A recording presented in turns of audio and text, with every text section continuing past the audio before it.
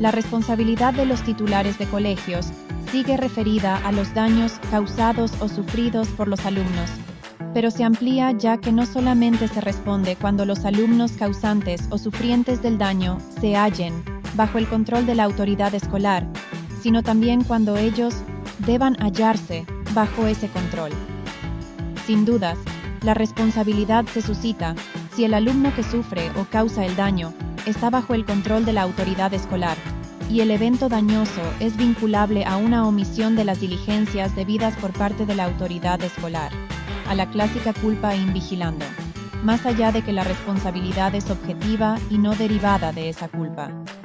Pero el propietario del colegio también responde si el alumno que causa o sufre el daño debía hallarse bajo su vigilancia y autoridad, aunque de hecho no lo estuviese. Ese deber ser se refiere a una circunstancia de lugar y de tiempo.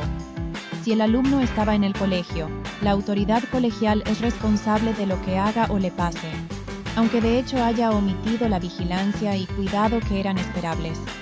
Pero también responde si el alumno se ha sustraído a esa vigilancia, ausentándose de la escuela en un momento en que debía estar allí.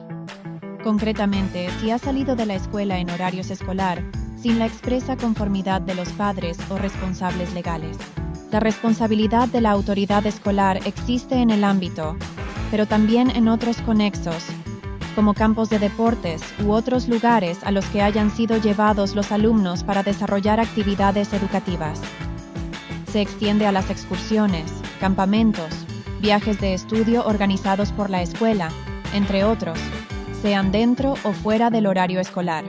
En definitiva, circunstancias en las que los padres han dejado a los hijos al cuidado de la autoridad escolar, incluso si algunos de ellos se encontraban presentes como espectadores.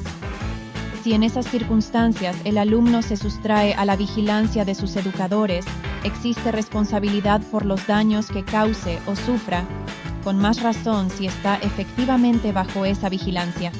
En cambio, la responsabilidad no se genera si el alumno no llegó nunca a la escuela, no ingresó a ella, aunque hubiera salido de su casa rumbo a ella. Es decir, no se produjo efectivamente el traspaso de vigilancia de los padres a la escuela.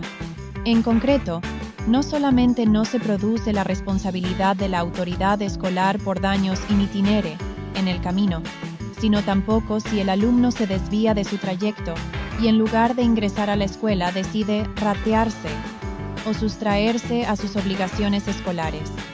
Tampoco hay responsabilidad escolar si el alumno luego de haber ingresado en ella ha dejado la escuela o la actividad escolar, incluso dentro del horario lectivo, pero con la conformidad de sus padres.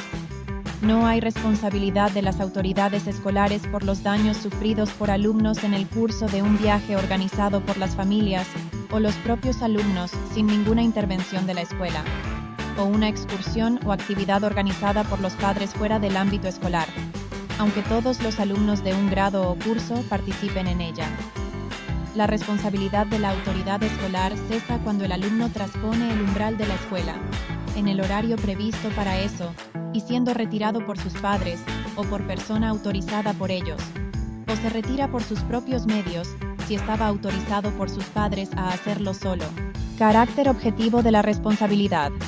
Como ya se expresó, el titular del establecimiento educativo solo puede eximirse mediante la prueba del caso fortuito. No hay cambios de redacción en este aspecto de la norma, de manera que no solamente exime de responsabilidad el hecho imprevisto, sino también el inevitable. La casuística, análisis caso por caso, opuesto a generalización, acerca de qué es caso fortuito y qué no lo es, en el ámbito escolar, es muy extensa y valen al respecto las elaboraciones hechas en torno de la norma anterior, que como decimos en eso, no ha variado.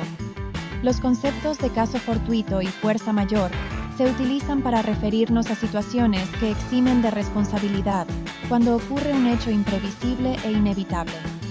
La fuerza mayor se refiere a un acontecimiento externo, extraordinario y ajeno a la voluntad de las partes que imposibilita el cumplimiento de una obligación.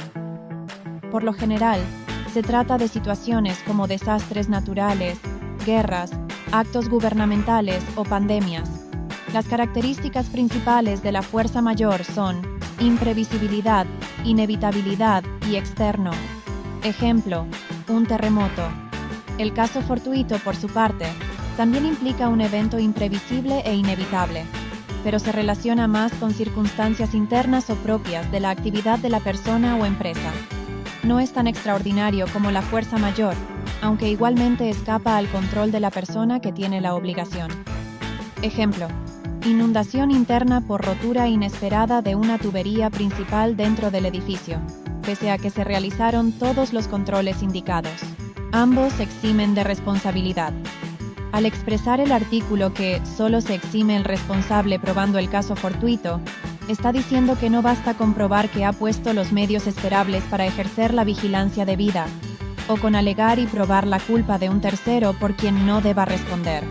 Pero si el hecho del tercero por el que no se debe responder es imprevisible o inevitable, constituye un supuesto de caso fortuito que libera al empresario escolar.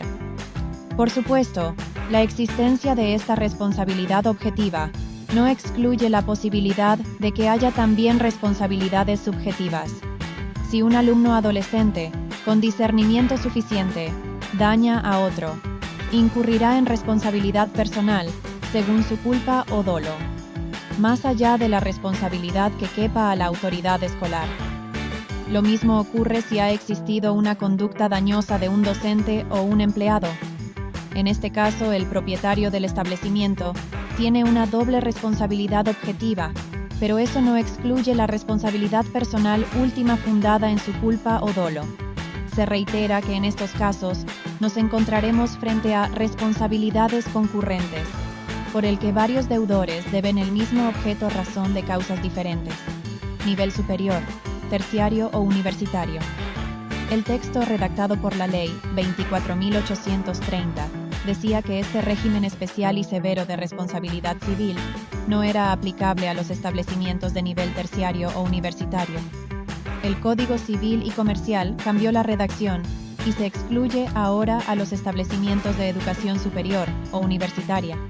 Está claro que la norma no rige en las universidades sometidas al régimen común de responsabilidad civil. Los universitarios son personas mayores de edad, los alumnos protegidos.